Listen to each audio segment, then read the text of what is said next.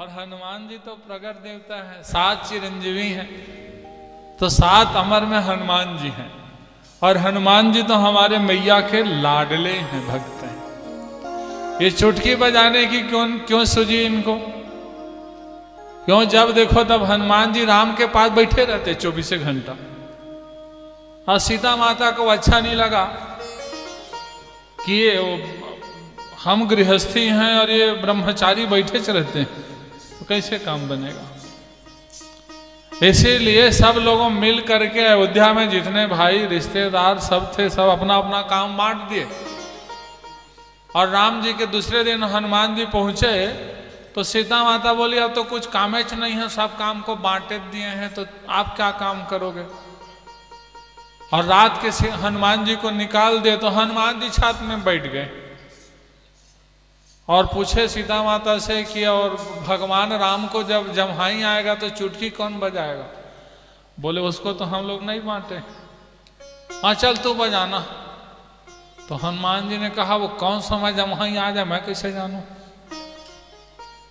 इसीलिए ऊपर जाके चुटकियां बजा रहे थे। जब भाई जम्हाई तब चले काम। जम्हाई में चुटकी बजाते हैं ना, ऊपरे बैठ के चुटकी बजाए तो हाँ राम जी का मुंह खुला, अब बंदे नहीं हो रहा था। गुरु वशिष्ठ को बुला लिए, तांत्रिक ओझा बुला लिए, सब के सब। गुरु वशिष्ठ ने सीता माता से कहा हनुमान जी कहाँ है। बोले उसको निकाल दिया, 24 घंटा बैठे रहता है, उसको बुलाओ। वो चुटकी बजाते बजाते आ गए।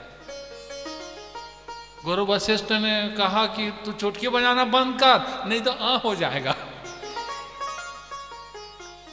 तब हनुमान जी ने चुटकी बजाना बंद कर। ऐसे होते हैं भक्त के लिए भगवान। यदि पुष्कर धाम पर हम आए हैं ना, तो हमको जितनी लालसा थी भगवान के दर्शन करने की, उससे ज्यादा लालसा हमारे भगवान की भी रही, तब हमको बुलाए हैं और 7 दिन तक अपने गोद पर बैठाए। जैसे कोई फॉर्मेलिटी रिश्तेदार रहता है 5-10 मिनट, आधा घंटा, 1 घंटा में विदा कर देते हैं। और कोई खास रिश्तेदार रहता है 2-4-5 दिन 7 दिन खिला पिला के बढ़िया से भेजते हैं। हाँ तो जितना खा पी रहे हो ना, सब ब्रह्मा जी कृपा है यहाँ बैठे। माने खास रिश्तेदार हैं हम लोग। बिना रिश्तेदारी कौन किसको बैठाता है। तो गायत्री माता और सावित्री माता की हमारी रिश्तेदारी रह गई थी, जिसके कारण वो अपने गोद पर बैठा कर अपनी कथा सुना रहे हैं। सूत जी महाराज कहते हैं जो देवी भागवत की रचनाकार हैं, उस व्यास नारायण के जीवन में भी कुछ विपत्ति आ गई थी। संसार में आए हो तो दुख पाना ही पड़ेगा। राम की पत्नी का हरण और कृष्ण के पुत्र का हरण हो सकता है, तो फिर आपकी और हमारी औकात ही क्या है। व्यास नारायण बहुत दुखी रहे। नारद जी बीड़ा बजाते आए और पूछे किस कारण दुखी हो। व्यास नारायण ने बताया एक दिन मैंने चटक पक्षी को देख लिया। चटक पक्षी के अंडा से चूजे निकले 2। तो चटक पक्षी नर मादा अपने चूजे से बहुत प्रेम करती थी, चोट से चोट लगाकर जंगल जाकर दाना लाती, अपना नहीं खाती और अपने बच्चे खिलाती थी। अरे खाना कहीं और रहे तो आदमी बचा के ले, और मुंह में रहे तो कैसे बचा के लाए। लेकिन अपने पेट के भूख को जो दबा कर अपने बच्चे खिलाती हैं, इतना प्रेम जब पक्षियां अपने बच्चों से करती हैं, तो हम तो मनुष्य हैं, हमें तो करना ही पड़ेगा। क्या ये पक्षी मरेंगे तो इसके बच्चे इनको मुखाग्नि देंगे, इनके हड्डी गंगा में विसर्जन कराएंगे, गया पुष्कर बद्रीनाथ में पिंड दान कराएंगे। इसके बावजूद ये पक्षी इतना प्रेम करती है, इसको किसने बुद्धि दिया प्रेम करने का। तो हमें तो प्रेम करना ही पड़ेगा। पुत्र से आज तक कोई सुख पायच नहीं है, लेकिन फिर भी प्रेम रहता है तो रहता है। यदि ज्यादा योग्य बच्चा हो गया तो उसको पढ़ाने के लिए बाहर भेज दो, नौकरी लग गई तो विदेश, और माँ बाप मर गए, एक पानी पिलाने तक नहीं आता है। बहुत धनवान घर के बच्चों की हाल है। नालायक बच्चा हो गया तो आप लोग चटनी खा खा कर संपत्ति इकट्ठा किए, कहाँ तिरक जाएंगे, कमाई में खर्चा हो जाएगा।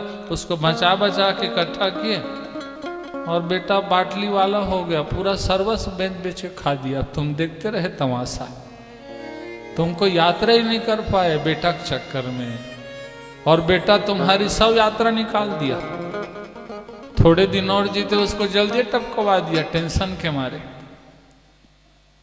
क्योंकि आप लोगे टेंशन तो आपकी पत्नी लेगी पेंशन और सब रहेंगे सस्पेंशन।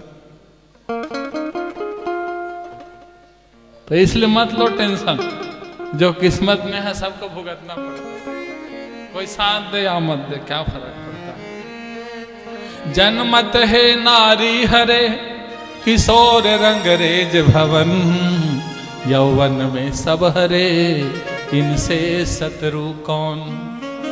जन्म लेते ही पत्नी को हर लेता है, और बेटा होने के बाद माताएं पति को ध्यान नहीं देती हैं और पति काम देती हैं, कपड़ा को आप पहनाओ, सब काम मैं करूंगी।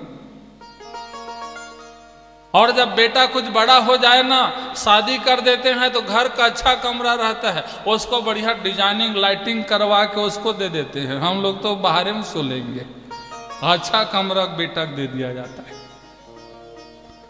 और यदि बाप बूढ़ा हो जाए ना तो उसको चौकीदार बना देते हैं, बेटा बहुत चुपचाप बैठे रहो। और कोई आ जाए बेचारा, बाबा पूछ लेता है कौन आया था, बेटा गुस्सा आ जाता है, कुत्ता की तरह भौंकते रहते, चुप नहीं बैठ सकते। एक ही बार में उसको कुत्ता बना दिया।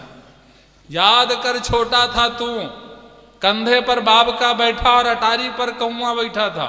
बार बार पूछा पिताजी ये क्या है, बाप ने 100 बार बोला बेटा लल्ला कौआ है रे, कौआ है। और एक बार बाप ने क्या पूछ लिया कौन आया था, तूने सीधा उसे कुत्ता बना दिया रे। माँ बाप के कदर को तुम क्या समझोगे। माया है, आज तक कोई पुत्र से सुख नहीं पाया है। जब राम जैसे भगवान जैसे बेटा पाकर दशरथ को मरना पड़ा, तो फिर दूसरे बेटा कौन आपको पानी देगा। लेकिन माया है, निभाना पड़ेगा, उसको चलना ही पड़ता है। जैसे जैसे जो किए हो उसको भुगतना पड़ता है। व्यास नारायण ने नारद को कहा कि अरे मारे चाहे पीटे, चाहे दुख दे चाहे सुख दे, जिसका बेटा रहेगा वही तो दुख देगा, लेकिन मेरे बेटा चाहिए। समझ गए नारद जी कि महामाया ने इसके ऊपर कृपा बरसा दिया। 18 पुराण का रचना करने वाले बैरागी को कामी बना दिया। कि मैया कृपा है, इसीलिए अहंकार मत करना कि मैंने कामदेव को जीत लिया है।